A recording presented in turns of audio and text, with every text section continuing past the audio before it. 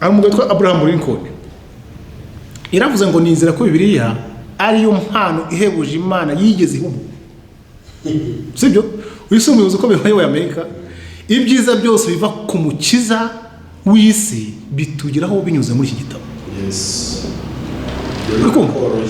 Nakoroye uri kumva ntago ari abantu boroshye, ntago ari abantu babaswa, n'abantu bayoboye isi batanze ibitekerezo byaje byo bisi. Uwitwa Napoleon Bonaparte yaravuze ngo Bibiliya si igitabo cyanditse gusa, ahubwo ni ikiremwa gifite ubuzima, kifitemo imbaraga zo gutsinda uwo ari we wese washaka kukivuguza. Kuko iki gitabo cyagiye kibyara ama economy, kibyara ama banke, kibyara ama imirongo y'imiyoborere. Bibiliya n'abatayemera, kuko hari abantu batemera Bible bagisoma kugira ngo bakure mu bwenge. Ni igitabo bwacyo usoma ukamenya bwenge. So rero uwitwa Isaac Newton baramuzi yaravuze ngo muri Bibiliya niho harimo ibimenyetso mpamo byinshi kandi by'ukuri kuruta ikindi kintu cyose cy'isi cyavuga ku mateka. Nimba hari ibyishimo nk'abanyarwanda dufite, nuko iby'abazungu bahishe, kuko n'abadutanze gusoma yaba Bibiliya wabuzima busanzwe bamenya amateka y'isi, basanga Eden yamutse yishutse mbere, sibyo byabazo bikomeye cyane. Ariko muri iki gitabo twashyizemo ibimenyetso simusiga bigaragarira buri wese, ndetse dushyiraho n'amagambo akomeye cyane byongewe n'ayo mukuru wacu w'igihugu wavuze ngo bose bakomoka hano niho muri Edeni. Dore mbivugiye ku ntuza, mbivugiye ku itangazamakuru bose babyumva, sibyo n'umukuru wacu w'igihugu nyakubahwa Perezida wa Repubulika yaravuze ngo bose bakomoka hano, iyi ngiyi niyo Edeni. Yuko bene n'ubundi bene Shemu niho waje ahangaha, sibyo. Ariko navuga yuko ashingiye ku by'abahanga bavuze yuko Edeni iri muri kano karere. Noneho sasa rero nyirizina ntago baza aho ingobyi yayiri. Ubundi ingobyi kugira ngo umenye aho ingobyi ya Edeni iherereye, ugomba kumenya ziriya nzuzi aruzi rumwe rwasohokaga muri Edeni rukigabanya mini, ruruzi rero rwasohokaga muri Nyungwe, ntago babizi burya ni sibyo. Rwasohokaga muri Nyungwe hariya. Uzi ko niri n'urwo ruzi rwa mbere ku isi. Muri iki gitabo twashyizemo ibimenyetso simusiga bigaragarira buri wese, ndetse dushyiraho n'amagambo akomeye cyane byongewe n'ayo mukuru wacu w'igihugu wavuze ngo bose bakomoka hano niho muri Edeni. Dore mbivugiye ku ntuza, mbivugiye ku itangazamakuru bose babyumva, sibyo n'umukuru wacu w'igihugu nyakubahwa Perezida wa Repubulika yaravuze ngo bose bakomoka hano, iyi ngiyi niyo Edeni.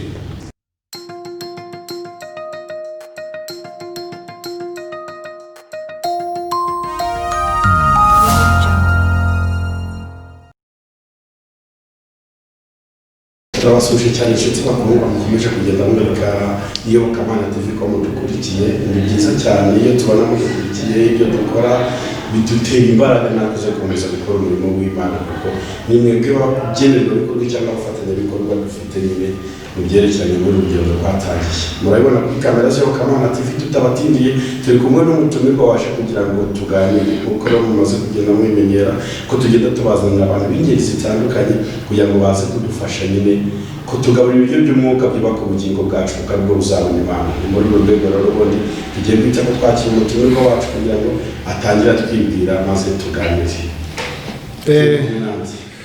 Murakoze cyane. Muri kumwe na Sebonani Christophe. Usanzwe nkora umurimo w'Imana mu muryango w'ivugabutumwa witwa Shining Family Ministries, nigiye uhagarariye. Rero icyo abantu banziho cyane ni ubwanditsi bw'ibitabo. Ibitabo maze gushyira hanze ni 2 nubwo n'inyuma hari ibindi byinshi. Icyambere muzi kitwaga Ijuru ni ryawe, Ijuru ni ryawe. Kiri gufasha abantu benshi cyane. Nshimishwa nuko abakozi b'Imana batagihungabana gutya mu myizerere, ahubwo bamaze kugisoma bahagaze neza mu myizerere. Mu by'ukuri ni ibyishimo. Rero hari ikindi gitabo nari mazeho iminsi itari mike, abakibona baruzi ko ari igitabo kinini cyane. Nacyo ni igitabo kivuga kiri mu murongo w'Iyobokamana, cyitwa Imana y'ukuri n'Imana y'iki gihe. Ni igitabo rero mu by'ukuri kirimo ibintu byinshi, abenshi mu by'ukuri banzi twagiye tuganira, kuko mbere ko kinajya hanze hari abajya babona amasomo, amahugurwa, ibiganiro bitandukanye, abenshi bifuza ko cyagera hanze. Rero cyahageze, ni igitabo kinini kirimo impapuro zigera muri 610. Rero ntabwo ari igitabo gitoya abasomyi rero, kandi Pawulo ageze guhugura Timoteyo ngo ugomba kwiga, ukigisha, ugasoma. So rero bavandimwe n'umugisha ku bw'impano y'igitabo tubonye, Imana y'umugisha cyane. Yes, urakoze cyane rero. Yes, ngicyo rero kimuzanya no kuyoboka Imana zivugine no kugira ngo n'ubundi tuganire kuri iki gitabo, kuko harimo impamba y'urugendo. Harimo impamba y'urugendo cyangwa se ibiryo by'abanyamwuka byinshi bitandukanye. Ariko mbere yuko wenda twinjira aho ngaho muri icyo gitabo, tugenda tukiganiraho nyine tuvuga amashapitire akiri atandukanye kugira ngo tugikumbuze n'abantu bamenye n'ahantu bazagikura. Tubanza twibaza ubundi mu buzima busanzwe bwa buri munsi Christophe ni mu biki? Ubundi buriya nari mbivuzeho muri make, kuko ahantu nkunze kuba ndi cyane nabarizwa, mu mirimo isanzwe hari ibindi umuntu aba akora gutyo byo kugira ngo bimufashe muri ubu buzima, ariko cyane cyane umurimo w'Imana ahantu mba mpugiye ni umuryango w'ivugabutumwa witwa Shining Family Ministries. Ni umuryango ukorera mu gihugu cy'u Rwanda. Dukora ibintu byinshi cyane birimo kwigisha ubutumwa bwiza, amahugurwa mu bakozi b'Imana, cyane cyane dufite n'umutima aho gusengera igihugu. So rero n'uwo murongo tubamo nta gusa nyine nubwo witwa ngo ni umurongo umwe, ariko harimo ibintu byinshi cyane, byinshi cyane buryo uyu murimo ntabwo ari mutoya. Uragutse cyane. Muri Shining Family Ministries rero niho tubarizwa, akaba ari jewe uhagarariye. Inzozi z'umuryango Shining Ministries zaje byari ku buzima bwawe? Urebye rero, umuhamagaruza kera, ariko nyirizina Shining Family Ministries yatangiye 2014. Itorero rya Kristo mu Rwanda, amadini n'amatora ya Kristo mu Rwanda yaramaze guterana. Hari igiterane cya Rwanda Shima Imana cyabaye 2014 kuri Stade Amahoro, ariko icyo gihe baramaze iminsi 3 i Musanze bibaza ngo ni gute jenoside yashobotse mu gihugu cya Kristo bari hejuru ya 90% by'abaturage batuye mu gihugu. Ni gute iyo jenoside yashobotse nimba koko abanyarwanda 90% baraba Kristo? Ni gute jenoside yashobotse?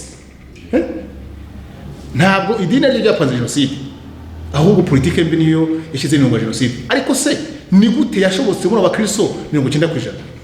Icyo gihe baricaye rero, imyanzuro bafashe, hari nk'umwanzuro bafashe bavuze ngo itorero rya Kristo mu Rwanda ngo ryatatiriye umuhamagaro w'Imana, ngo bashishikazwa no guhindura abantu kubagira abayoboke babo kurusha kubahindura abayoboke ba Kristo, ngo bigishwe ba Kristo. Ngo ni mpamvu ngo bahinduriye abantu kuba abakristo ku izina, bituma abakristo ku izina rero nta kibi batakora bakora jenoside. Hari imyanzuro bafashe, sibyo?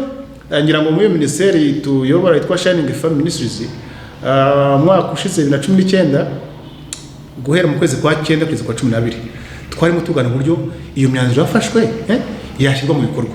Kuko urumva iyi myanzuro yafashwe, igikurikiraho ni ikihe? N'itangazo ryarasomwe ibihawe abantu bose kugira ngo abantu bari muri angle ya Kristo babashe gutanga ibitekerezo. Rero twateguye umushinga tuyigarukaho, tuyivugaho, tuyibutsa abayobozi bakuru babishinzwe, kandi ibiganiro twagiranye byatanze umusaruro mwiza. Rero mu by'ukuri 2014 niho umuriro wa ministeri wese wakamara kumvuga. Ndavuga ngo rero abantu batanze uburenganzira dukurikije imyanzuro batanze, nibwo yatangiye kubaho, dutangira kwigisha, dutangira gukora, kandi kugeza umunsi turashima Imana intambwe duteje, urugendo rukozwe, imirimo ikozwe. Ni ukuri tumaze kubona ibimenyetso by'uko ari Imana yaduhamagaye koko tutihamagaye. Murakoze cyane. Imana idumisha cyane kugusobanura Shining Ministry, Shining Family. Yes. Tutaraza hari igitabo wanditse wavuze, nanjye ndo umukunzi wacyo naragisomye, ikivuga ngo ijuru ni iryawe. yego ndagira ngo umpe gatoya muri bref feedback wakiriye ku cya gitabo niye chapitre ubona yakozwe kurusha izindi. ishapitere yakuze kurusha izindi. ishapitere irimo yitwa gukiranuka.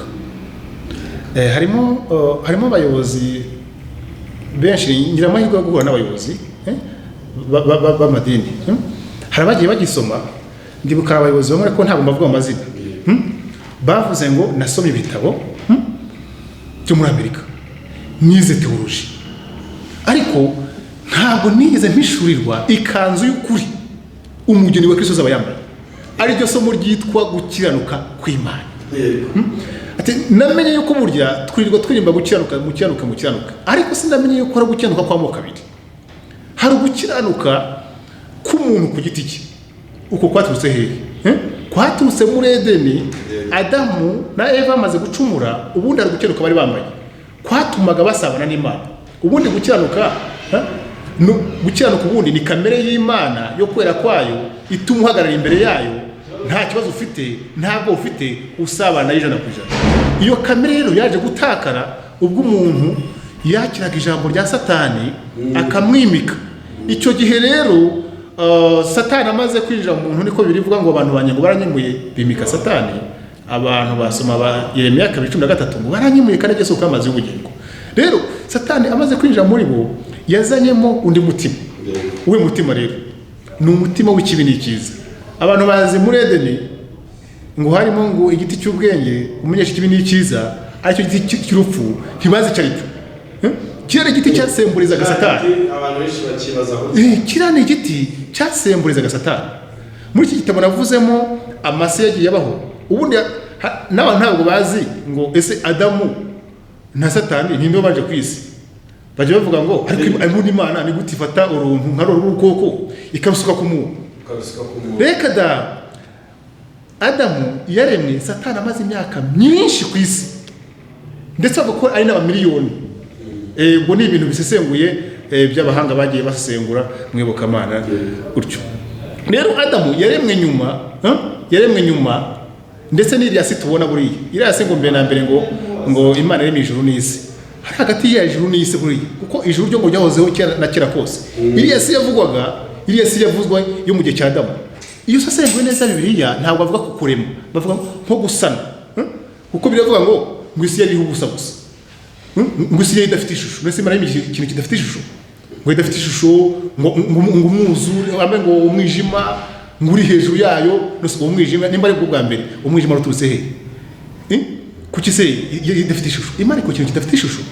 hari isi yindi Yesaya avuga 45:18 ngo yo yari isi itunganye ya mbere before ari pre-Adamic world sibyo. hari isi ya mbere ya Adamu sibyo. iyo rero niyo Satani yamanuwemo sibyo. niyo yaje kwangeza rero mwirema risa nk'aho ubusana niho Imana yashyizemo Adamu.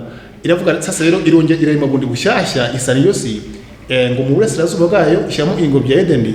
irangije iravuga ngo sasa warabonye dore urupfu rujya bubaho. abantu bazi ngo urupfu ngo rwaje icyo gihe oya urupfu rubaho. urupfu ni iki? urupfu ni separation no gutandukana. Satani yaciwe mu ijuru atandukanywa n'Imana. rero umutima we usute umutima we ni umutima w'ikibi n'ikiza. nubwo ari mubi ariko afite amashusho abiri sibyo. hari ahagaragara nk'ikibi cy'umwijima ariko hari n'ahagaragara ari mwiza sibyo. buriya rero nabwo nyine n'iki gitabo kitakiziramo kurumva n'ibyo byanditse byose birahura. uwo mutima w'ikibi n'ikiza rero sibyo niwo mutima wa Satani. impamvu abantu bakubiteka mu isi iyo Satani iza kuza ari ikintu cy'umukara gisa nabi gusa isi yose iri kukirwanya. ariko Satani uza mu ishusho y'ikiza. muri iki gitabo nasesengura n'uburyo n'amadini yagiye ashinga mu isi. ibitekerezo bya filozofi yagiye yubaka biri kurimbagura abantu ariko batazi habari. ariko Bibiliya ni igitabo gikomeye cyagisobanura byose. rero mpinye muri makeya gukiranuka ni iki cyagufasha muri cya gitabo. ijuru ni ryawe. muri cya reka ngasozeho muri cya gitabo rero Satani uwo nguwo umutima we sibyo nuwo kwihisha yaciye witeka ni mubi ariko afite umutima wo kuvuga ngo sibyo umuntu mubi abashe gukiranuka. ubundi kuva umuntu yamara kuba mubi Imana ashaka ko yicara hariya sibyo agategereza urubanza Imana izamucira nimba yambaye ubusa Imana izimwiyambikire ariko ku kanya ngo umutima muzamutsemo w'ikibi n'ikizamaze kwakira babo iki kibi cyambaye nakikemurira ngo arangije ngo agenda afata ibibabi by'imitini yidodera ibicoce sibyo abati Imana niza ndi buyemeze nyereke ko burya nubwo nawe n'ikibazo ariko ndakikemuriye sasa rero Imana uzi ko yaje mu kwera kwa yo ntihinduka isanga umuntu yambaye bwa bushwambagara arisha sibyo ko yambaye ubusa sibyo Yesaya yaravuze rero ngo Yesaya 34:5 ngo twese twari abanduye ngo nibyo tugerageje gukenuka byose n'ubushwambagara bwuzuye ibizinga rero abantu ntago bazi gutandukanya ubwo bushwambagara bwuzuye ibizinga bavandimwe muri cya gitabo abantu bakunda bunyani agatabo k'umugenzi nerekanye witwa ntabwe kuri gukenuka k'ubushwambagara ariko yari afite mu Kristo kavuga ati uko gukiranuka kwawe kwari ubushwambagara kutazagukiza mu maso y'Imana ati ibintu tubimazemo igihe mu idini ryacu atari ko nubwo wiyogeze ndatinya yuko nugera imbere y'Imana ntabwo izakwemera kuko ati ikanzu wambaye ntabwo isa n'iyanjye sibyo uko mu Kristo nawe yagiye urugendo rurerure yambaye ubushwambagara ngo ariko ageze ku musaraba atumbiye ku musaraba ngo agiye kuba arahishurirwa ibyo Kristo wamukoreye bigenda bite bwa bushwambagara arabwamburwa nyuma yambikwa ikanzu nziza cyane ariko gukenuka kw'Imana nasobanura muri cya gitabo birangiye bigenda bite birangiye ahabwa n'urwandiko ahabwa n'ikimenyetso cy'umwuka wera nuko arakomeza agubwa neza rero gukiranuka nasobanura cyane ni impano twaha muri Kristo Yesu ubundi Bibiliya ndi gusoza Abakorino 2:5-21 haravuga ngo ubu tugeze kumenya icyaha ari Yesu Kristo umva ukuntu yakanze komeye Imana amuhinduye kuba icyaha yambara ya shusho yacu ya kamere yacu arayishyura kugira ngo natwe muri ngo duhinduke gukiranuka kw'Imana uramurongo urakomeye cyane abantu bagiye bamumbaza bakavuga ngo twasomaga tumve Yesu yambaye umwambaro w'umukara w'umunyabyaha bwacu araho niwo mushyize no kumusaraba niwo tumye avumwa ugikuzimu natwe atwambika gukiranuka kwe burya niyo kanzu tuzaba twambaye ku munsi w'amateka amarika baturirimbira inihererekanye ni exchange cyangwa se uko ngira ngo nta bubasha twabigize ubundi ibyo ngibyo nta cyo wakora ubundi ni impano hari agakora sitya gaturimba kera ngo Yesu ni inshuti yanjye ngo sinzamurika ngo namuhaye ibyaha amagakiza namuhaye ubushwambagara bwanjye amagukiranuka buri kamabwire muvandimwe buri bona abantu bona akavuye ko kudakunda Imana no kutabumana by'ukuri isi nigeze yishirwa urukundo rw'Imana buriya ukuntu dufonda gucyo bambwa n'amadini birabyo muri iki gitabo sibyo ugasanga ibifonde aho ngaho bikwikweza imitwaro bikwiye gutera ugasanga abantu ntago bakunda Imana ko ntibigeze binja mu rukundo bahishuwe n'Imana ngo bamenye ubwiru bw'iby'Imana dukora muri Kristo iyo umaze kumenya ubundi urapfa ukaba uw'Imana watigenda uw'Imana bane bigutangaze kubona ba Stefano babateraga amabuye akajya mu ijoro kubasabira ubwiye umuntu nubwo yaba ari umuntu ufite ititari ikomeye umunsi ngo jya hariya bagutera amabuye uzira Imana ngira ngo abenshi ntibakwemera niyo mpamvu n'imanza nyinshi cyane abantu bapfa ubusa ni nk'ibyo byose so rero muvandimwe iryo somo ngiye kubivuga nyenda rondogora mwihangane ariko naje kunezerwa maze kumenya ngo nzahinduka imbere y'Imana nambaye imyambaro yera ya Kristo yanyambitse ni ukuri ni umugisha ukomeye cyane nicyo somo ririmo hariya rikomeye ngira ngo n'abarigezeho hari umuntu ukomeye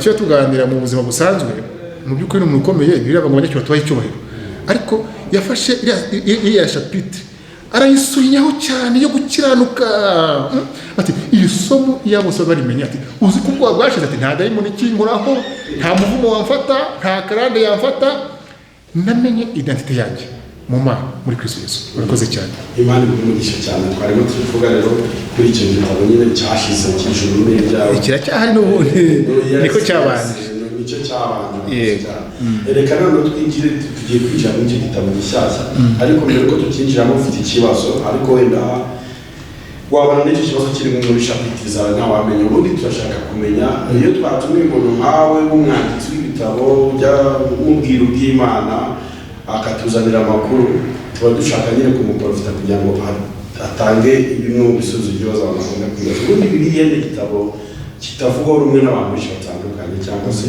abanyamadini batandukanye ku buryo buri bantu usanga wagira ngo bafite igitabo cyabo cyangwa ibyo bintu ubundi dusesenguye twinjiye mu ijambo ry'Imana turashaka kwibaza ubundi bibiliya ni iki kitwereka ko ari ukuri. Icyo ni ikibazo cya mbere gishingiye kuri bibiliya. Icya kabiri atubwira gatoya ku mateka ya bibiliya yabayeho gute, yabayeho ryari, ibyirimo byabwirwaga abandi. Rero byabwirwaga abandi kandi dushaka ko tumansiyo nawe turi kwinjira mu gitabo cyacu. Urakoze cyane. Urakoze cyane, birashimishije kandi no kuri uri mu mwuka. Bamwe gumamo neza rwose, urimo neza. Njya kutanya igitabo navuze sinshaka ibintu by'amagambo n'amasiyansi, sibyo?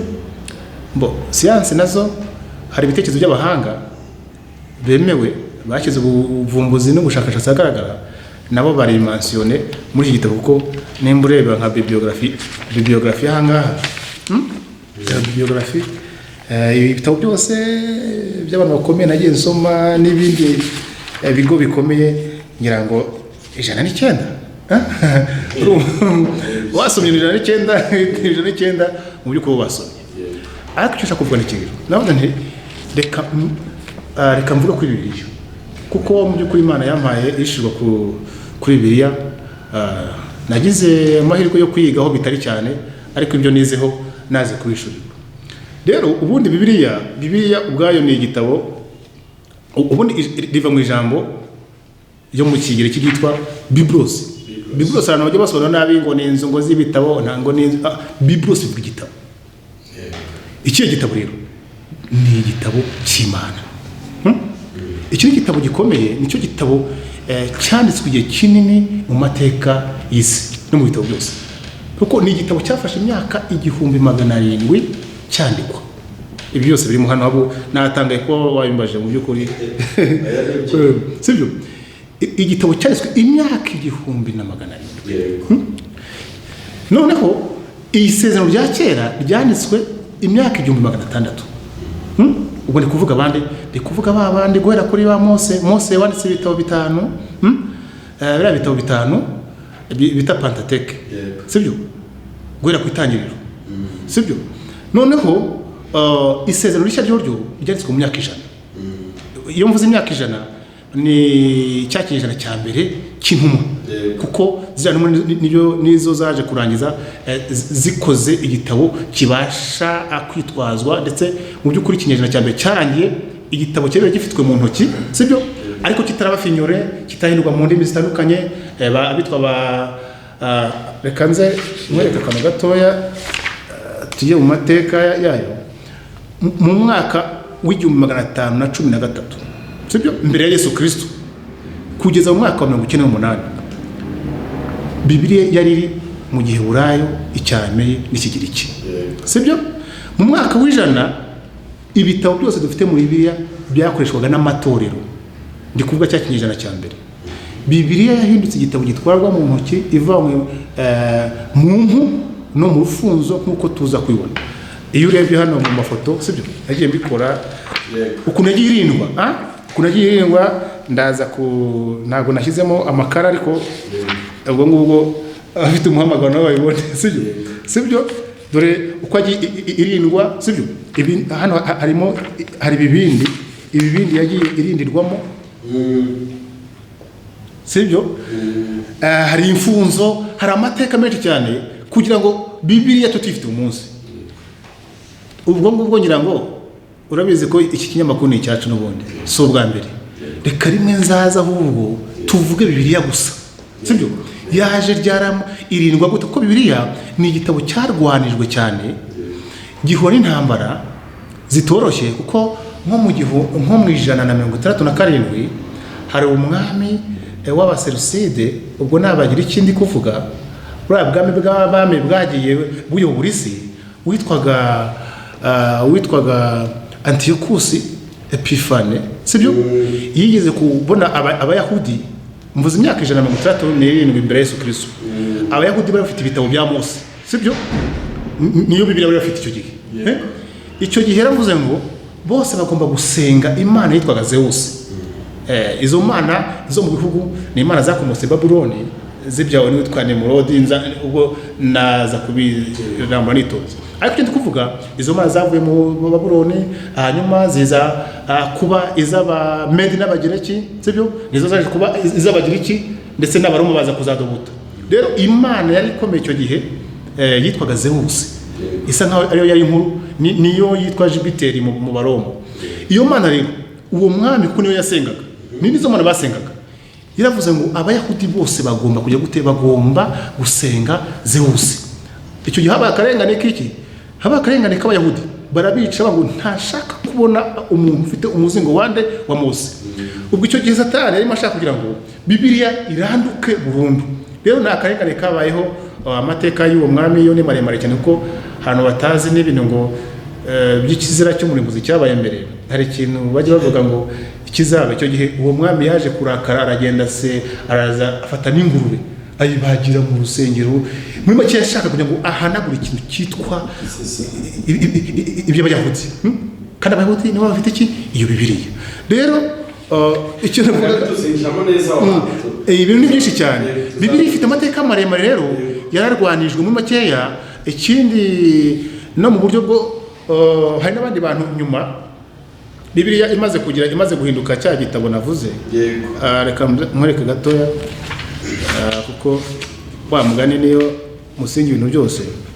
Muri wa mwaka w'ijana intumwa bara ba Paulo bose n'abandi bahanga bakoranaga sibyo, buriya mu mpano bari bafite harimo n'impano yo kudisaninga, discernment yo kumenya ibyanditswe byavuye ku Mana. Buriya abantu hari umuhanga umwe mu gitabo yaje kuvuga, abantu bavuga ngo Bibiliya ngo yabaye ngo approved, ngo yaje kwemezwa muri 400 ngo ku ngoma y'Abaroma. Ariko niko teoloji zivuga. Ariko iyo usesenguye neza atarumbo kwiga ni byiza na teoloji ni byiza, ariko iyo usesenguye neza hari abahanga bavuze ngo reka da nabo baprovinze muri make cyo ni kuvuga kwemeza ibitabo 66 kuko hari ibindi 12 byitwa apocrypha Katolika aje kongeramo. Rero abavuga ngo 66 ngo byemejwe muri 400, kandi muri 400 ni ihe ngoma yayoboraga ingoma y'Abaroma. Ni ingoma y'Abaroma. Ubundi itorero hano urumva amateka azamo nayo ubundi guhera mu kinyejana cya mbere Yesu ashinga itorero muri 33 sibyo, ashinga itorero. Icyo yavuga ubutumwa bwiza n'ijambo ry'Imana ntacyo yari rifite. Umwaka w'ijana urangira Bibiliya yabonetse, intumwa zarikoresha. Ariko ingoma ya Roma nababwiye, Roma yaje kwadobuta za mana za hehe zo mu Bagiriki sibyo. Nko mu gitabo mberekanamo byose izo mana nizingahe zasengwaga gutebeye imahangaha. Ubu Kristo bwaje gukura n'akarengane babahatira ngo basenge za mana. Nibwo mumva ngo karengane karabaye. Burya babahoraga kwanga gusenga za Jupiter za Marisi, iyi mumbe mvuga burya yaje kuba imana z'intuza sibyo. So rero akarengane kaje kubaho karakomeza cyane, babahora nyine na Yesu n'ibyinshi cyane babahuye. Ariko sasa rero muri 313 hari twa Constantine niwe mwami waje yari ku rugamba. Hari undi mugenzi we washaka kugira ngo afate Roma, bararwana aza kunarwa ngo Mana y'Abakristo uramutse umfashije ntatsinda nazagukorera. Hari igishushanyo yabonye kirimo hano sibyo, singiye kurirwa nkerekana kuko kirimo hano igitabo azakibona kuko ndi kukivuga muri makeya. Rero uwo mwami kuko yaratsinze, amaze gutsinda rero mu by'ukuri ngo yatavuga kwa kabiri niyo afite imana yasengaga. Nibwo rero yahise avuga ngo atanga itegeko ryitwa iryamira edidomira, bagita mu itegeko rya Mirano. Byari itegeko rero rivuga ngo akarengane nigahagare k'Abakristo, insengero zabo zasenywe bazibasubize sibyo. Cyaje bafite insengero bamaze kubaka insengero hano nabo bataze mu mateka bavuga ngo reka mu insengero ntabwo ngo zabayeho ngo basenyeraga mu mazu. Oya, basengeraga mu nzu zabo, ariko mu mwaka wa 150 baje kujya gute kubaka insengero. Rero zaje gusenywa. Ubwo iryo tegeko ryo guhagarika akarengane sibyo no gusubizwa insengero bya birimo. Icyo shaka kugarekera uwo mwami yatanze umudendezo noneho apromotinga ku Kristo. Abakristo bafata imyanya hejuru. Abapagani rero ku byagenze bahise ngo bikristianiza, baraza bazana za mana zabo. Kubera icyo gihe rero n'ibibazo byatangiye kuba kuko n'itorero ryari rya Kristo ryabaye itegeko rya itorero rya leta ya Roma ryitwa Katolika. Katolika mu Burundi itorero rihuriweho n'abantu bose. Katolika ni ikintu kiri universel. Sasa icyo gihe nibwo umwimere wa church w'itorero watakaye, sibyo? Impamvu rero abahakanye b'uyu munsi iyo bafashe teoloji zivuga ngo Bibiliya ngo ibitabo bya kanoni 36 ngo byemejwe na Roma, kandi bazi ikibazo cyabaye Constantine amaze kubaho, barabihakana.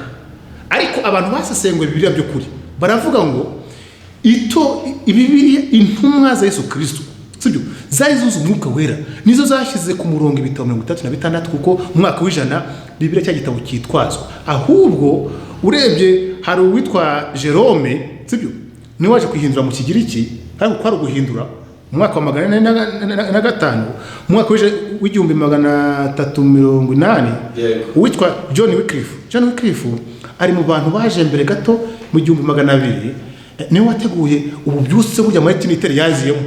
Burya Martin Luther yazanye reforme, ariko burya hari abantu baje kumusasira babaga muri eglise yitwa clandestine, itoro ryabaga ryihishe kubera ka karengane. Hari abantu babonye Constantine amaze gushyira ibintu ku mugaragaro, itoro rita umurongo baba bivamo bijya ku ruhande, bati ibintu nubwo akarengane gashize ariko birambiye bigenda gutyo rero bigira ku ruhande. Uyu John Wycliffe rero niwe gufata ya Bibiliya ayihindura mu Cyongereza, ariko ntiyakwemerwa cyane kuko yaje kwemerwa ni ya King James mu 1455. Uwitwa Gutenberg yasohoye Bibiliya ya mbere icapye muri mu 1534. Martin Luther wa mupadiri wazanye Martin Luther wa mupadiri wazanye reforme mu 1517 yashyize mu Kidage ayiva mu gihe burayi kugira ngo abadage bashe kumva ijambo ry'Imana muri busobanutse. Noneho sasa rero mu 1611 King James yasohoka mu 1883. Amashyirahamwe ya Bibiliya yatangiye kuyisohora mwaka wa 1380 icapwa mu ndimi zirenga igihumbi. Mwaka wa 2011 Bibiliya yari imaze kuboneka mu ndimi zirenga 2500. Sasa rero hari ikibazo mbaje ntari bagiye kugira ngo turasoze uko amateko ni menshi. Hari inzira yaciyemo babonye ko twari twerekana hari ukuntu zandukurwaga n'intoki, sibyo, ukuntu zabitswe kugira ngo intuza zitazabura mu bibindi hose. Ni amateka maremare tuzavuga twitonze, ariko ikintu mbaje ngo ni iki kigaragaza yuko Bibiliya ari ukuri. None nakibutse wanambaje ikibazo cyiza gihera, wambaje ngo yandike bande. Bibiliya ni igitabo cy'Imana, ni urwandiko yandikiye inyoko muntu yiremeye. Ntabwo ari igitabo cy'ababudiste. Ubundi mwisi hari amadini akomeye nk'atanu, sibyo? Hari iryitwa iry'abayisilamu, sibyo, bose bafite igitabo cyabo cyitwa Quran, n'ibindi biri gukora byitwa hadith. Dini rikomeye cyane mu isi, rimaze imyaka myinshi cyane.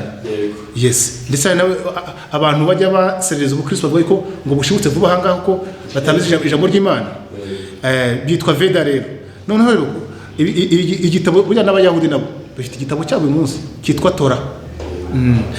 Rero nashaka kuvuga ngo ariko Bibiliya ni igitabo cyandikiwe umwana w'umuntu, inyoko muntu, nubwo hari ibindi bitabo byinshi cyane. Rero impamvu ari ukuri nuko nicyo gitabo kivuga neza amateka y'ibyahise, sibyo, kivuga neza amateka y'ibiriho, kikavuga n'ibyo tutaramenya by'ibizaza. Urugero mu Balewi 26 ibice 26 Imana ibwira Abisirayeli, sibyo, nimuramuka amuvuye mu mategeko yanjye ntimuyubahirize uko ari, sibyo, ubwami bw'abanyamahanga buzaza bubatware bubagira iminyago, sibyo. Iyo dusomye reka mwereke rwose icyo kibazo ni ingenzi wa mugani. Impamvu ari ingenzi nuko hano hanze aha hari filozofi ziri kuza n'ibitekerezo by'abantu bikuvuga ngo Bibiliya ngo ni igitabo cy'Abaroma ngo banditse ngo kugira ngo babashe ngo ukandamiza ngo abantu ngo Abanyafurika. Ariko se we Abaroma bejo bundi n'abejo bundi baje basimbuye abagira iki? Ubwami bwo bugira iki? Ibyo nabyo ngo n'Abaroma ubwabo bari muri Bibiliya. Ubwami bwabo bwa hano na Daniel ibice 2 rero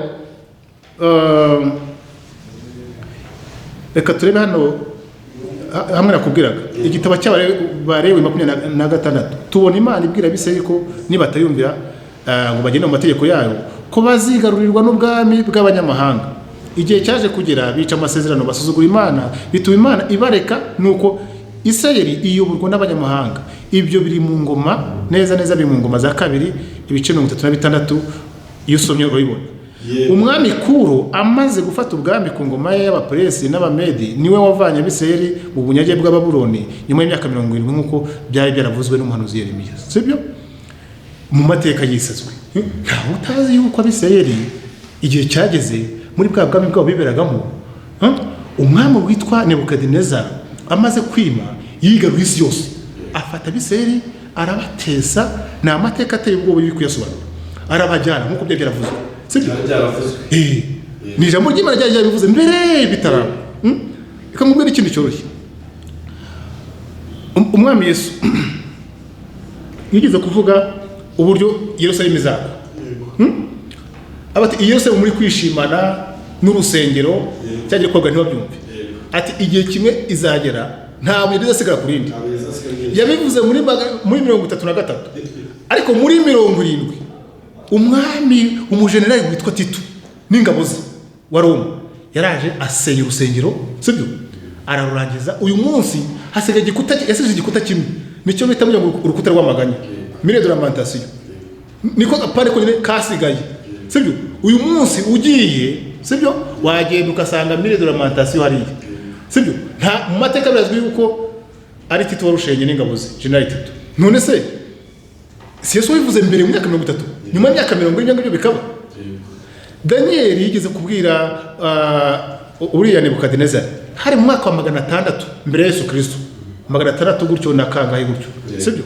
Mu bwami bwa Babuloni aramubwira ngo amwere ntuza arerekwa uriya Nebukadinezar yigeze kwerekwa uko ingoma zizasimburana. Daniel yimusobanura bati rero ubwo bwami uri kuvuga, sibyo? Ubwa mbere n'ubwawe. Inyamaswa zibusobanura zirahari nabyo biri muri gitabo. Nubwo mukomeye cyane. Nubwo mukomeye cyane ngira ngo na amateka isizi. Isi dufite umunsi ntabwo ivuye mu kirere. Ifite amateka ifite ikomoka. Rero Bibiliya yari isobanuye.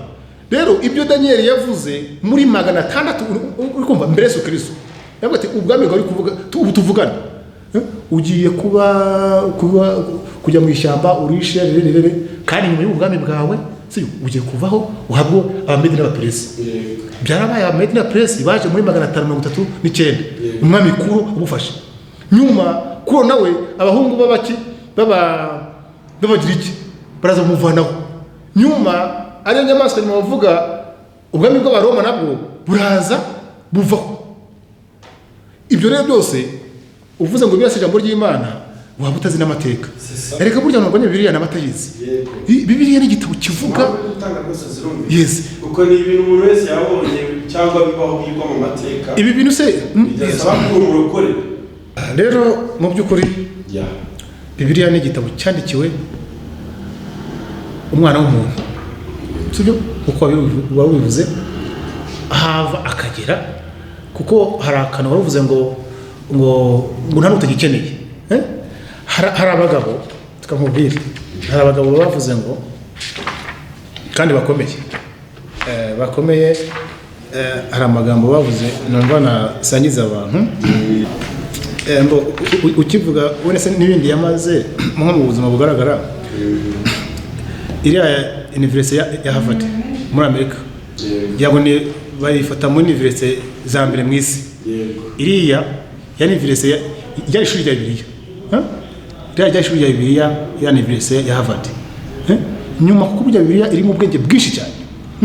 Nyuma rero hamwe no kwiga teology no kwiga Bibiliya haje kuvumbukamo, sibyo, ihinduka university yiga ibindi byinshi cyane y'ubwenge bwinshi cyane, ariko burya yabyawe na teology batangiye biga Bibiliya. Sasa rero umugabo witwa Abraham Lincoln iravuze ngo nizera ko Bibiliya ariyo mpano ihebuje Imana yigeze ihubu, sibyo? Wisumuye uko bibaye Amerika, ibyiza byose biva ku mukiza w'isi bitugeraho binyuze muri iki gitabo. Yes. Nakoroye. uri kumva ntago ari abantu boroshye, ntago ari abantu babaswa, ni abantu bayoboye isi, batanze ibitekerezo byagiye biyobora isi. Uwitwa Napoleon Bonaparte yaravuze ngo Bibiliya si igitabo cyanditse gusa, ahubwo ni ikiremwa gifite ubuzima, kifitemo imbaraga zo gutsinda uwo ari we wese washaka kukivuguruza. Kuko iki gitabo cyagiye kibyara ama ekonomi, kibyara ama banke, kibyara imirongo y'imiyoborere. Bibiliya n'abatayemera, kuko hari abantu batemera Bible, bagisoma kugira ngo bakuremo ubwenge. Ni igitabo bwacyo usoma ukamenya ubwenge. So rero uwitwa Isaac Newton baramuzi, yaravuze ngo muri Bibiliya niho harimo ibimenyetso mpamo byinshi kandi by'ukuri kuruta ikindi kintu cyose cy'isi cyavuga ku mateka. Ibyo biransubiza ikibazo cyane rwose. Sibyo? Abana abahanga bafite bagiye bashyiraho amateori yagiye byara n'indege n'iki. Sibyo? Rero bavuze yuko Bibiliya ibaze nako umuntu mu by'ukuri nta naravumba n'ikibiriti, uri kumva, ariko aho ngaho ari kuvuga ngo Bibiliya ngo ni ya pasiteri, kuko bamenye ko ya mateka ya kera yuko abapasiteri abantu babinjiji batize batagize bate, ariko aba bagabo bakomeye sibyo baje bavuga ibintu bikomeye kuri Bibiliya. Rero Bibiliya nta n'ubwisomwa n'abizera gusa, n'abandi bantu b'abahanga uzumva mugera bayirwanya birifira kuri Bibiliya kugira ngo n'ibitekerezo uko utarefiyeho ntacyo. Rero Bibiliya ni igitabo gikomeye. Umunsi umwe tuzafate nk'isaha imwe cyangwa abiri tuvuga kuri Bibiliya gusa, amahame yayo, imbaraga zayo, ubushobozi bwayo, kuko ni igitabo cy'Imana. Bizakorwa, tuzabikora n'ibyo. Murakoze cyane. Murakoze na Imana n'umugisha. Mbere y'uko tugenda twerekeye ku musozo w'ikiganiro cyacu, kugira ngo twumve n'ibitekerezo by'abakurikiye ikiganiro muri comment, tujya noneho tuze ku iki gitabo watuzaniye. Hari Imana y'ukuri n'Imana y'iki. Yego. Sibyo? Ndashaka none ubanza tubwire ni iki washaka kuvuga ubundi mwayo magambo abiri se ni Imana ushaka kugereranya. Kugira ngo iminota mike yatunyere ku iki gitabo kuko nitwakimara. Ni igitabo kinini babyita screaming. Screaming ni guca hejuru kasa nkaho ugize mu minota 6 dusigaranye 7. Yego. Kwa screaming iki gitabo. Yes. Kamubwire. Yes. Inzozi ni nziza cyane. 2011 naragiye gusengera ahantu mu butayu bw'Isamuduha. Yego. Sibyo? Abahazi barahazi.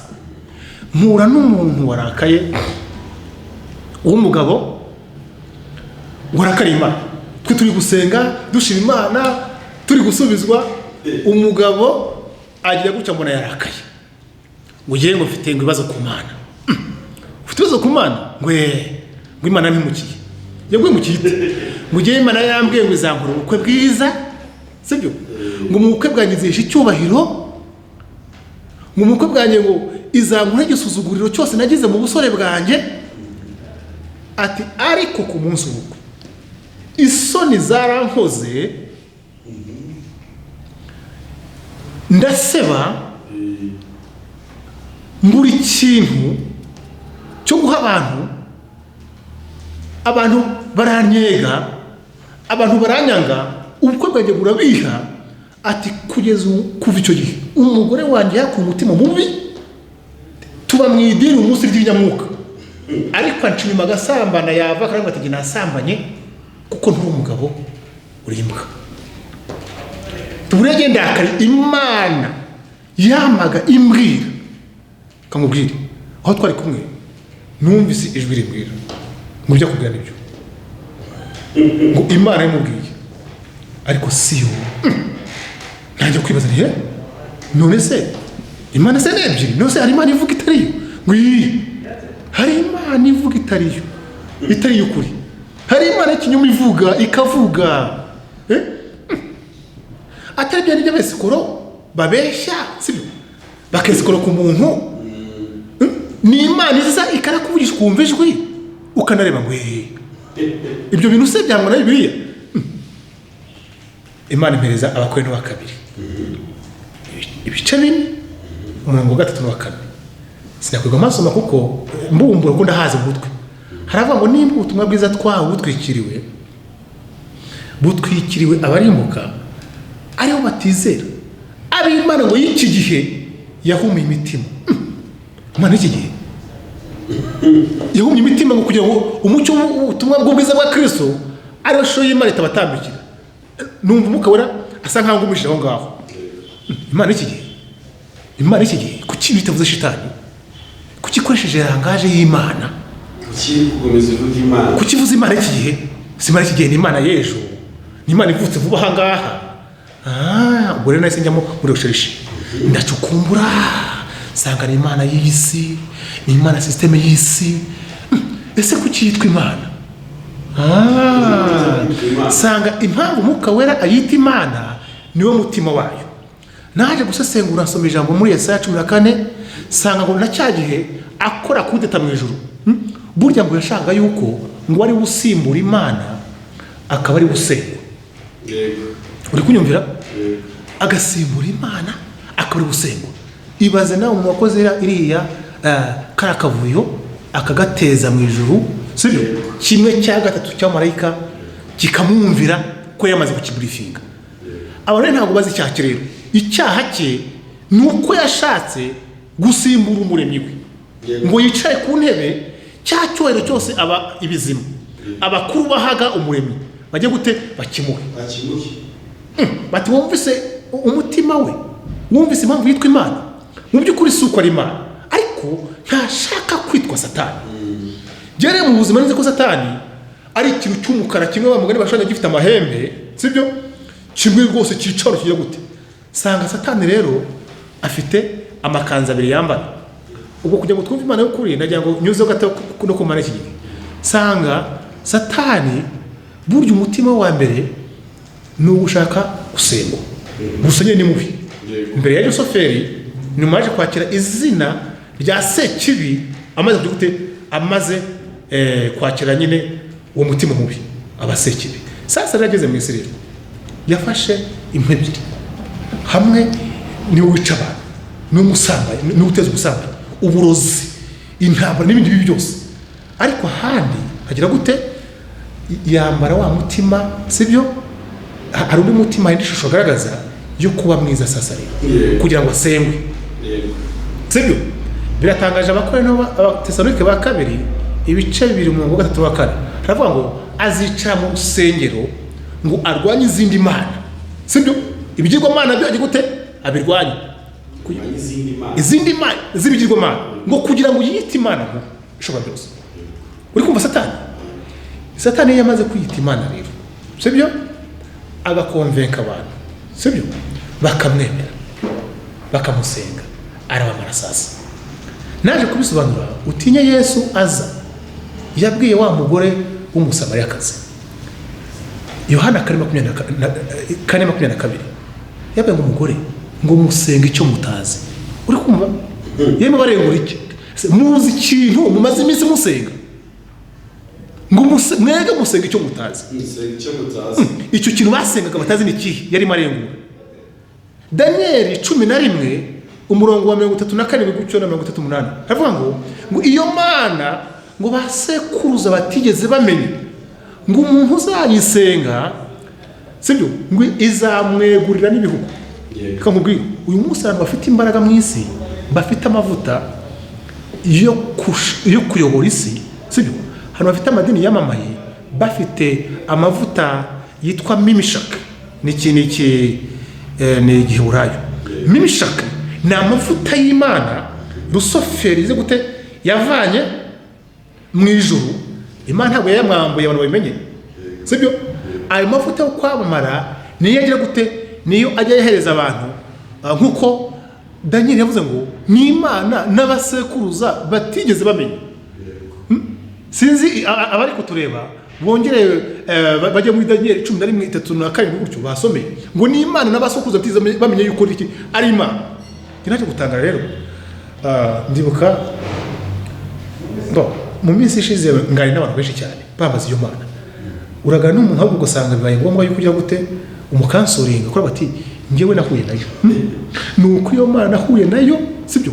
Yarantesheje mu buzima bwanjye. Reka mubwira akantu gatoya. Hari umudamu twahuye 2012. Urumva nari namaze kwimitiriza neza 2012.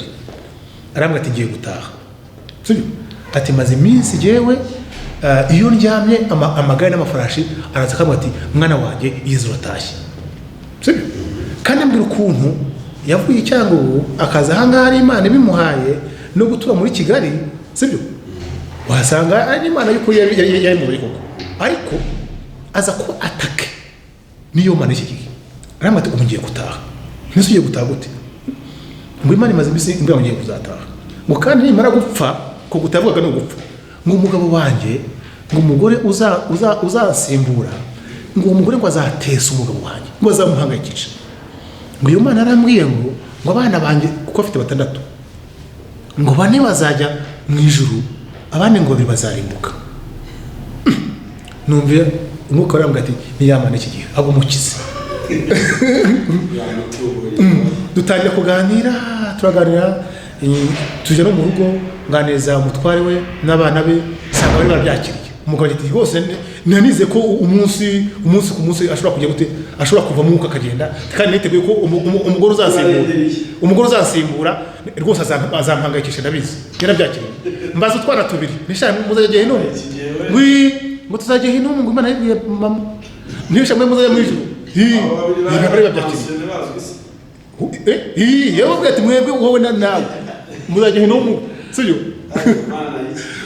no rero abo bari ndababwira rero nawe mwega muzajya mu ijuru ngo tuzajya mu ijuru Imana twe ko tuzajya mu ijuru reka nkubwire naramwigishije kandi akabwe n'umama ukomeye n'umama pasiteri bajyaga bagisha inama ufite ijambo w'umuhanuzi icyo gihe ndi mu mwuka ukomeye cyane nabwo reka nkubwire yigeze no kuba ati jewe umunsi watangiye kujya uvuga iyo Mana uzambwenye bwira abantu nabwo reka nkubwire ni ikimenyetso cy'uko ari iyo Mana yari igiye kugutwara ubugingo bwawe kukuvana mu isi gucyuye ikwibye ayo magare n'amafarashi ntuzongera kuyabona sibyo ntazongera kuza kugutwara yego kandi kuva uyu munsi ugiye kugenda mu murongo ariko umva yize ijambo ry'Imana neza kujya kagara yemye kuko ijambo ry'Imana ryo rikurinda uyu munsi ameze neza ni umucuruzi muri Kigali gusa bukeye kuko urumva n'uwo mwuka hari ukuntu ajyaga uwo mwuka afite aho n'abandi bwake baze kumurwa ngo baje kumuhanuza nko kuko bisanzwe basanga ntabwo ari guhanura ati sasa rero ubu singitashye kandi rero mureka maze niturize ibyaza mpano za oya ntabigihari kuko yamaze kujya gute ndi gusoza gatoya kuko wese kuri iyo Mana kuko ibyo ni byinshi cyane biracukumbuye hano sibyo mu minsi ishize ubwo twaganiraga n'abakozi b'Imana mu kiganiro twagiranye amezi ashize y'umwaka ushize guhera mu kwa 9 hari ibintu abantu bari bazi by'ubuhanuzi bwa ngo buzarimbura kino gihugu arabyo bakikanga ariko tubimazemo igihe tubibwira abantu unabivuze arabaguseka ariko byakomeye cyane bisa kuko kandi inkomezi yabyo nuko batazi gutandukanya Imana y'ukuri n'Imana iki gihe sasa rero mu mwaka w'igihumbi kimwe gusoma igitabo bagomba gusoma igitabo kikaba ukuri ubundi reka mbwira abantu bakwiye kwiga iki gitabo bakamenya n'amateka ubundi Imana y'ukuri ntagiye kure ni Imana yihishuriye muri Kristo Yesu kugira ngo ubundi umenye Imana yariyo ugomba kwimenyera mu izina ryayo ese ubundi Imana ni yihe wamugani ntuzageze kubaza ni Farawo yabajije Mose ngo ngo iyo Mana ngo ni yihe ngo yitwa Uwiteka ngo Uwiteka ninde ujye sinzi Uwiteka kubera iki kiragiye basengaga ari Imana basengaga zitwaga mu Misiri Imana zitwaga za Izirisi sibyo hari na Ozirisi na Horasi sibyo izo usanga ari Imana zari aho ngaho izo mvuze ni iz'ubutatu ukumva uko Izirisi umuri ngo yari umugore Ozirisi ari papa Horasi ari umwana sibyo izo nizo zari zikoze ubutatu ariko hari izindi hari nk'Imana yitwaga Happy yarishinzwe uruzi rwa Nili sibyo burya Imana iteza ibyago 10 Egiputa abantu ntabwo bazi ibanga ririmo burya yarimo ikubita Imana zaho burya buri cyago cyose cyakubitaga Imana cyakozaga isoni Imana bicukumbuye hano izo Mana rero ni nazo Babuloni ifite sibyo kwanza zakomotse mu Babuloni zo mana zaje ryari zaje uwitwa Nimurodi ni wa mwuzukuru wande, ubundi Nimurodi n'umwana wa Kushi n'umwana wande wa Hamu.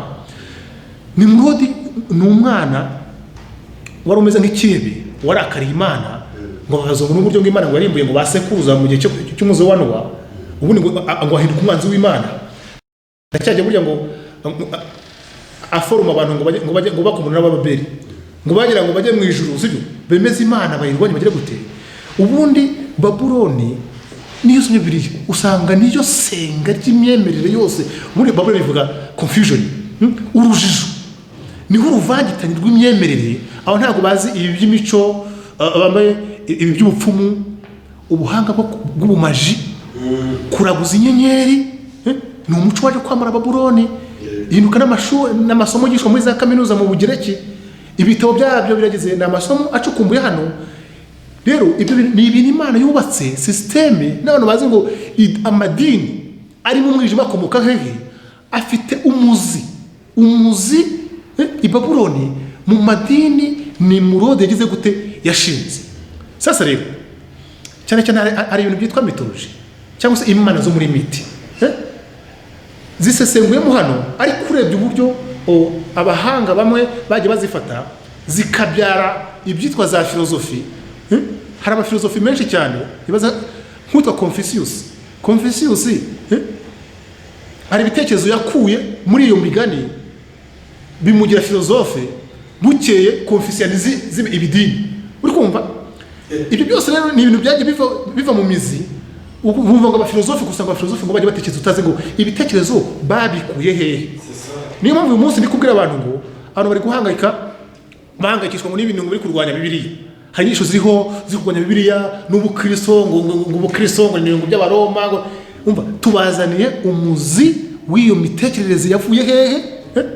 Ni ibihe bitabo byabishyigikiye, nabahe nizihe niti zagiye zibitiza imbaraga kugeza uyu munsi umunyarwanda aritumbukiza agasoma icyo gitabo, sibyo cy'abahakanyi bakoma umuka kwande i Babuloni, sibyo. None rero yakikuza nawe umunyedini akuvuga ngo Yesu se nk'urugero bati Yesu na Mariya atereka mwereka izindi mana iyitwa Mitrasi ni imana yabyawe gutyo, sibyo n'isugi. iyitwa Krishna imana y'Abahinde iyitwa nguki. Rero urumva ibyo byose nabishyize ku murongo ndabyerekana, sibyo birimo hano biracukumbuye. Sasa muri make rero ndi gusoza ku bibazo biri itorero. Navuze ko guhera mu kinyejana cya mbere kugeza muri 313 byari bimeze neza. No mu 313 itorero rimaze guhinduka idini rya leta ryubakiye kuki, ryubakiye kuri bya bitekerezo no ku muco wagira iki. Hari umuhanga umwe witwa Methodusi, niyo metode mu makeya ni rwa rurimi rw'iwabo. Metode yaravuze ngo ababyeyi ba Kiliziya ngo basanze kubaka ubukristo n'igitabo cyitwa The Hellenic of gutyo n'ibindi byinshi. Yaravuze ngo basanze ngo ababyeyi ba Kiliziya basanze kubaka ubukristo babyubakiye ku bitekerezo byo mu muco wa Kigiriki. Uri kumva wo muri za mana ngo basanze ariko bigira ibitekerezo. Ibyo byaje kwandika rero bigere inahangaha idini twakiriye mu 1900. Uziko no twakiriye idini mu Rwanda rya kizungu, sibyo. Urumva ni marayika twasengaga nayo icukumbuye mu hano. Icyo ndi kuvuga umunsi sazize iyo mikorere yose y'iyo mana y'iki gihe, sibyo nyine agiye kiramana n'imikorere y'Imana y'ukuri, sibyo. Reka mubwire nk'akantu kamwe uretse nenda gusoza.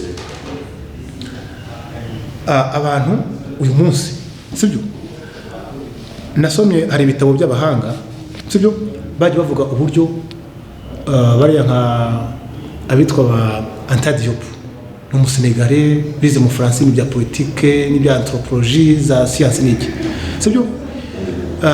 Aba philosophe ba Herodote, uri kumva baje bavuga yuko umuntu wa mbere, sibyo, arimo, sibyo, inkomoko y'umuntu wa mbere, sibyo. Unyumvira icyo kintu, inkomoko y'umuntu wa mbere, sibyo, ni muri Afurika mu karere k'ibiyaga bigari. Uri kumva? Kuko ibyo turazi ngo muri Afurika ero berceau de l'humanité. Ibyo barabyemera ngo Afurika niyo ngobyi rwose niyo mpetso mu. Niho murakomoka. Ibyo bifite mu mpuza. Noneho rero hari abahanga benshi cyane mentioning bavuga ngo ni mu karere k'ibiyaga bigari mu Rwanda. Umwe waravuga ngo akarere k'ibiyaga bigari umutima wako ni mu Rwanda. Uri kumva? Sibyo? Noneho sasa rero usomye Bibiliya ariko mberetse gusoma Bibiliya. Dufite n'umuhanga nawe mu gihugu cyacu mu professeur université witwa professeur Nyirishema Celestin. Nawe igitabo cyitwa ibyatahuwe mu mateka y'u Rwanda no mu Burundi. Sibyo? Navuga uburyo abantu gusa we abifatira muri Egiputa mu Misiri bari kumanuka. Yuko bene n'ubundi bene Shebu niho waje hangaha. Sibyo? Ariko navuga yuko ashingiye ku by'abahanga bavuze yuko Edeni iri muri kano karere. Noneho sasa rero nyirizina ntago baza aho ingobyi yari. Ubundi ingobyi kugira ngo umenye aho ingobyi ya Edeni iherereye ugomba kumenya ziriya nzuzi hava aruzi rumwe rwasohokaga muri Edeni rukigabanya mini. Rwaruzi rero rwasohokaga muri Nyungwe ntago babizi. Burya ni sibyo? Rwasohokaga muri Nyungwe hariya. Bundi uziko Nili ni rwo ruzi rwa mbere ku isi. Sibyo? Rwaruzi rero rwa Nili rusohoka muri Nyungwe ubundi hari muri Nyungwe ira Crete Congo Nili. Igipari cy'Iburasirazuba sibyo? Amazi yose niyo aneteshe u Rwanda bene mbere ko u Rwanda rukoresha amazi ya Nili 70%. Yose sibyo? None sasa rero ikibaya cya Nili bivuze iki sasa rero?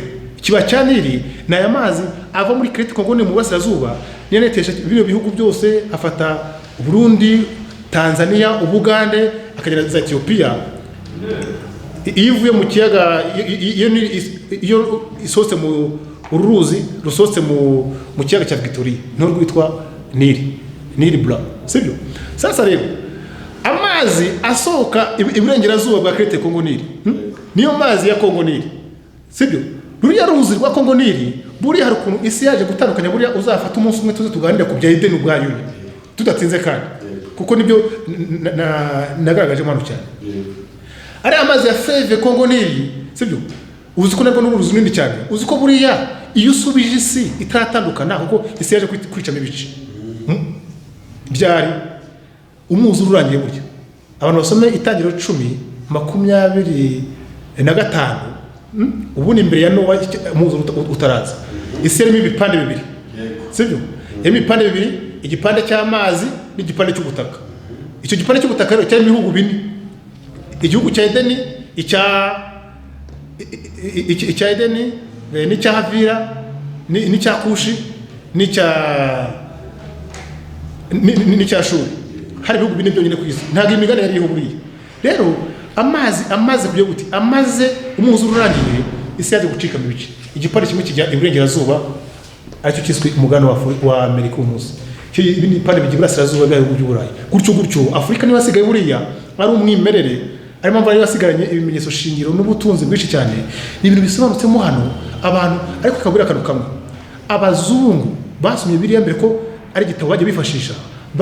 Najye nerekana abashakashatsi bagiye baza baruhukira mu ishyamba rya Nyungwe bazi neza yuko ariho Edeni banze kubivuga sibyo barabihisha kugira ngo banze exploiter sibyo. Ariko ndashima umukuru w'igihugu muri 2013 muri Sena Hotel hari inama y'urubyiruko yahuje n'abandi benshi cyane. Yaravuze ngo bari bose mubona mfite discours y'umuhano. Yaravuze ngo nubwo mubona bagiye hirya no hino bagahindura impu sibyo imuzi gahinduka bose inkomuko ni hano. Yaranavuze ngo abantu mutazi ibingiyi mwarize mwiziki. Buriya kutamenya yuko abantu bose bakomoka bose bakomoka hano mu Rwanda. Ariko u Rwanda rwari rutaretse u Rwanda sibyo? Nabyo tuvuga igihe rwari kwitwa u Rwanda. Sasa icyo nshaka kuvuga kirimo abantu babona intambara zo muri aka karere ntibazi icyo umwanza higa. Urumva Imana iki gihe mbavuga iyo Mana y'izo system buriya mu gitabo nerekana uburyo intambara ya genocide y'Abayahudi, intambara genocide yakorewe Abanyaromaniya y'Abanyarwanda zihuza ibintu hafi 100%. Buriya inkugi ivuye mu Rwanda sibyo yaragiye ihukira kuri Ararat ku misozi yahe yo muri Aromaniya. Nzakwe kubyara abavandimwe Satani kuko niwe mwicanyi ubundi kavuga iki gitabo ntikimenyekana kuko harimo na chapitre ivuga ububyutse buzaza. Ntabwo ububyutse bwaza ibintu bicuramye. Ikarita y'isi Satani asa nkaho yagicuritse. Noneho rero n'umuntu akaza tukiga mu ishuri ngo Afrique ni berceau de l'humanité, ngo umuntu wa mbere bakumbuka ngo OK de l'Afrique. OK de l'Afrique ni hehe? Kandi bajya kudefinisa u Rwanda ngo u Rwanda c'est un pays localisé OK de l'Afrique. Ariko ugasanga ubwonko bwawe bugize gutya, ariko hamwe n'abahanga natwe dufite umwuka wera twabicukumbuye tutavuze ibintu byinshi cyane. Nimba hari ibyishimo nk'abanyarwanda dufite, nuko iby'abazungu bahishe, ko n'abadutanze gusoma yaba Bibiliya babuzima busanzwe, bamenya amateka y'isi, basanga Eden yaramutse yishutse mbere, sibyo byabazo bikomeye cyane. Ariko muri iki gitabo twashyizemo ibimenyetso simusiga bigaragarira buri wese, ndetse dushyiraho n'amagambo akomeye cyane, byongewe n'ayo mukuru wacu w'igihugu wavuze ngo bose bakomoka hano niho muri Edeni. Dore mbivugiye ku ntuza, mbivugiye ku itangazamakuru bose babyumva, sibyo? N'umukuru wacu w'igihugu nyakubahwa Perezida wa Repubulika yaravuze ngo bose bakomoka hano, iyi ngiyi niyo Edeni. Impamvu bitamenyekanaga ni iki? Ni Imana y'iki gihe. Imana y'iki gihe kuriye gutya ikafata ikire cy'abantu kagitwara.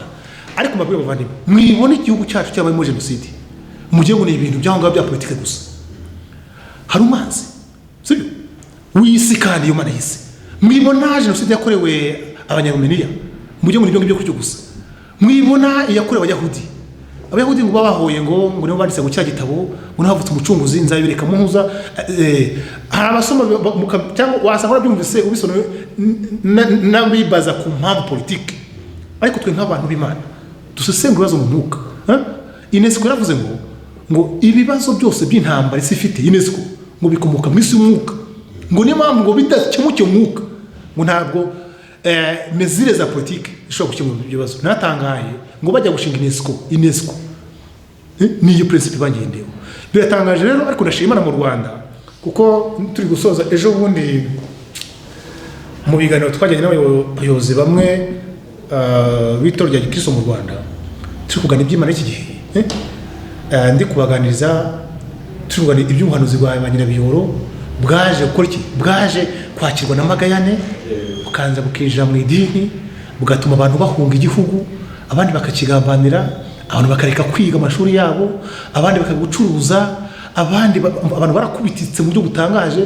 Hari umwaduha wawe ati yewe ibingibi nabitangiriye muri University Butare byumva banga ngo bigiye gusohora, njya kuri mu Minigiste niyo muri raporo twakiraga buri munsi, ni umunsi tugande bishop ndi kwakira muri raporo avuga ngo bya bintu bigiye gusohora.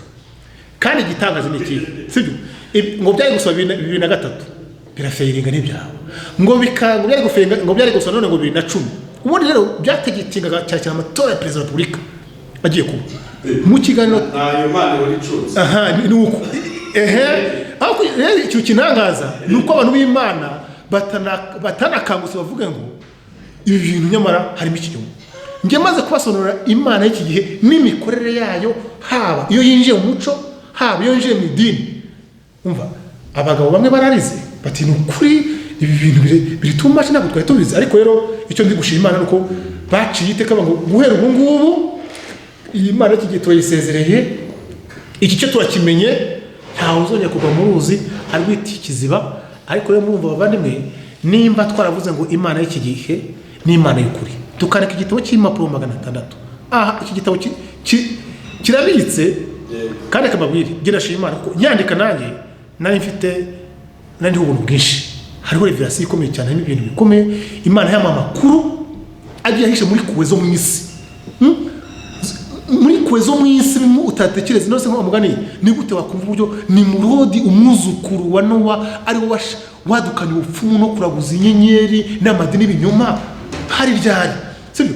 Ni gute ubukristo dufite bw'ikinyoma iyo usomye igitabo bukugaragarira nkonje kugira urujijo ukamenya Imana y'ukuri yishe muri Kristo Yesu. Ako nimba bivuga ngo hari Imana, hariho umwami, hari ukwizera kumwe, hari ikiringiro kimwe, hakaba hari Imana magana ngahe ibihumbi bingahe miliyoni nko mu Buhinde ari Imana zinga miliyoni. Ubwo ngubwo iyo kuri yande iyo kuri yihe ikinyoma ni iyi. Ariko iki gitabo nicyo kije gukora kandi cyo Imana cyongera kwerekana mu by'ukuri nk'u Rwanda rugiye kuzana ububyutse.